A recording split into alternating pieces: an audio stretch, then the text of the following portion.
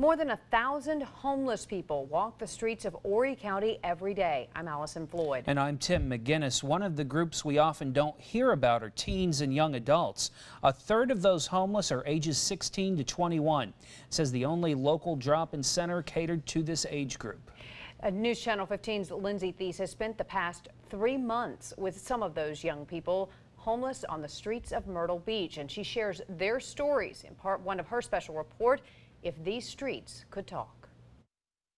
We got to go on the strip if you want to find something to eat. He asked her for some change and she's like, I can just tell by looking at you guys that you're not homeless. Oh, look what I found. Hold on. So I was like, whoa, don't make assumptions. It works. We can fix that up. Just because we're young and we're clean and we're not all strung out and dirty looking doesn't mean we're not homeless. For Nikki, I've been on the streets for about 4 years. And Chase. I'm originally from Florida. I've been on the streets for about 3 years now.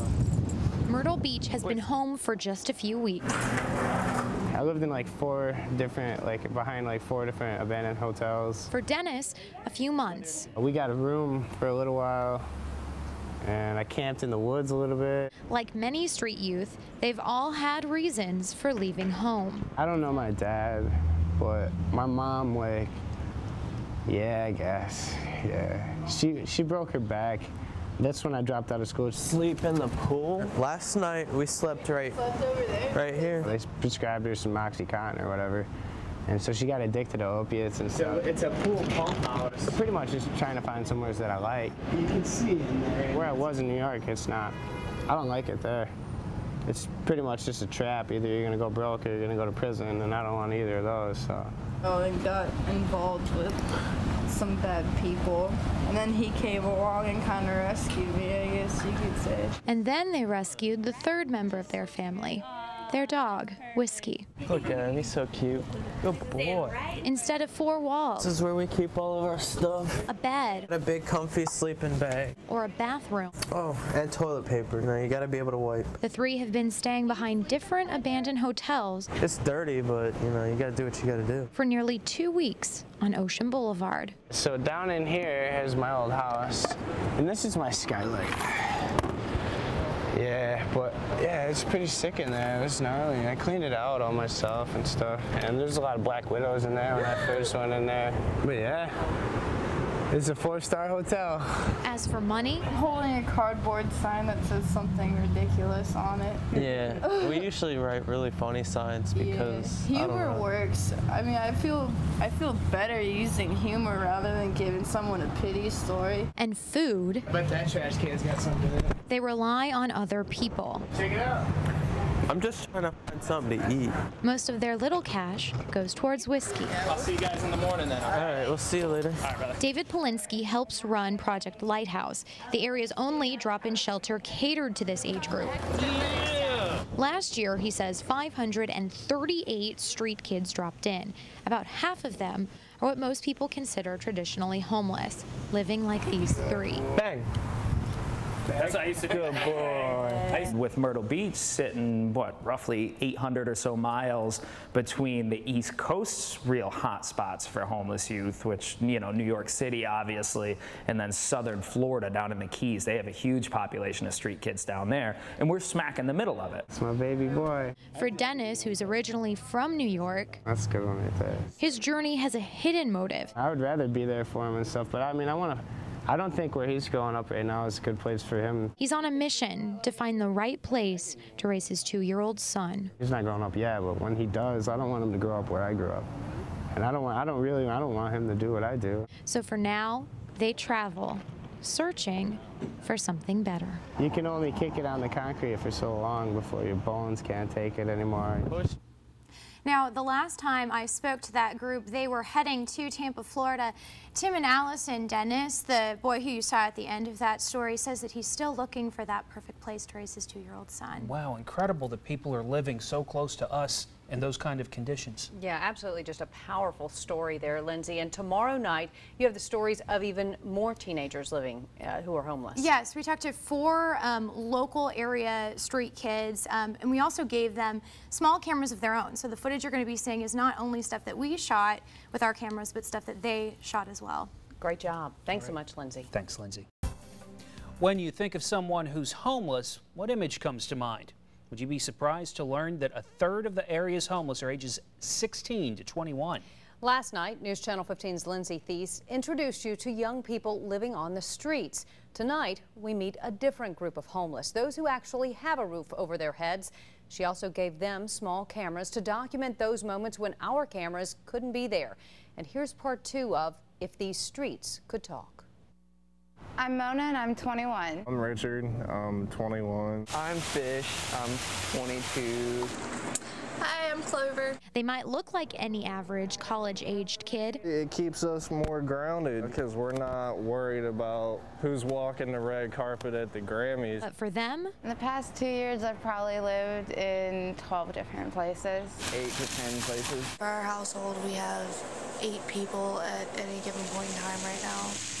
We've witnessed a lot of people bathing right here in this fountain. grades and graduation are the last things on their mind. That's why, we are the family that we are. Instead, they're worried about staying alive. I remember times where I've had to go into public restrooms just so I could wash up out of the sink using toilet paper. Okay, I've managed to scrape together 40 bucks. Do I pay my cell phone bill so a job could possibly call me back? Do I put it towards rent so I have a roof? Or do I put it towards groceries so we can all eat for a week? Really, the numbers haven't changed much. It's just the situations have changed. David Polinsky helps run the area's only drop-in shelter catered to this age group. Tobacco. It's a lot different than it was 10 years ago, even for us. There's not much. People usually burn them down. Groups of kids banding together, get an apartment together, get a hotel room by the week. Cold and whatnot. Nearly 600 street kids were documented in Myrtle Beach last year. People on the beach. Sometimes it's all they got. For Mona and her roommate, even though they have a roof over their heads, All right, it's Sunday. by time and income definitions, the U.S. government still technically considers them homeless. I'm not in the worst situation right now, but I'm not scot-free either. You never know what'll happen in Myrtle Beach. Like many teens in his shoes, There's some people that have lived the hardest life that they can have. Richard left home because financially his family couldn't afford to take care of him. I haven't eaten in 3 days. As of right now, I haven't eaten in 3 days. Fish, who left home at 15, has been homeless the longest of anyone in the group. I struggle with like self-esteem and stuff like that because all the stuff my family put me through. Physical and mental abuse drove him away from home. My brother has tried to drown me on multiple occasions. My mom, every day of my childhood, beat me with a leather belt that thick. And still affects him every day. Biggest struggle has been being happy. The group gets by on pulling together what money they have from their minimum wage jobs to pay rent and utility bills. Holiday like Easter when everyone else is having ham and cookies and cakes. They rely on the drop-in center for food We're having macaroni and hot dogs. and diving in the trash to make up the rest. Grocery stores usually don't throw out anything until it's like really old. Krispy Kreme down the road throws out donuts, and we go in the trash and get them. Donuts is like a daily thing, so they're always fresh. People throwing away perfectly good soda drinks that aren't even opened.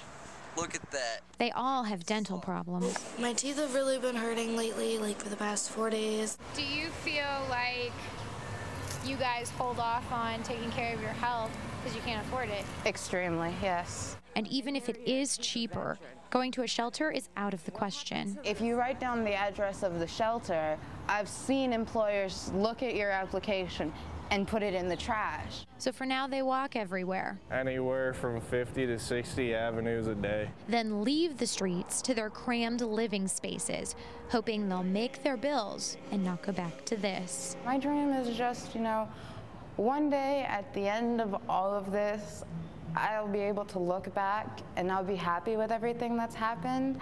And I can look in that present moment and see that all my loved ones and everyone I cared for and everyone who's helped me through everything is in a good spot. What brave kids there. Now, after 3 months of following this group around and seeing their perseverance, it's really hard, Allison and Tim, not to feel for these kids. As we were finishing up each of the interviews, I asked each of these kids, you know, why did you feel compelled to tell your story? And almost every single one of them answered the same thing. This could happen to anyone, and I just want to give, you know, some sort of perspective to. Do they feel like they're caught? Because it almost seems like they're just caught in a vicious cycle. Yeah, definitely. Do they kind of feel that? Yeah. Mona, the young girl that we spoke with a lot, said, you know, as you're going and from place to place to place, it's really hard not to feel like you're trapped from either finding a job or losing a job, and there's so much stigma attached to, you know, this word homeless. And they are working. They're not unemployed. Yeah. They're doing their best. Yeah, 3 of the kids in there have minimum wage jobs. Mona's looking for a job right now. Eye-opening. Yeah, definitely. Thanks so much, Lindsey.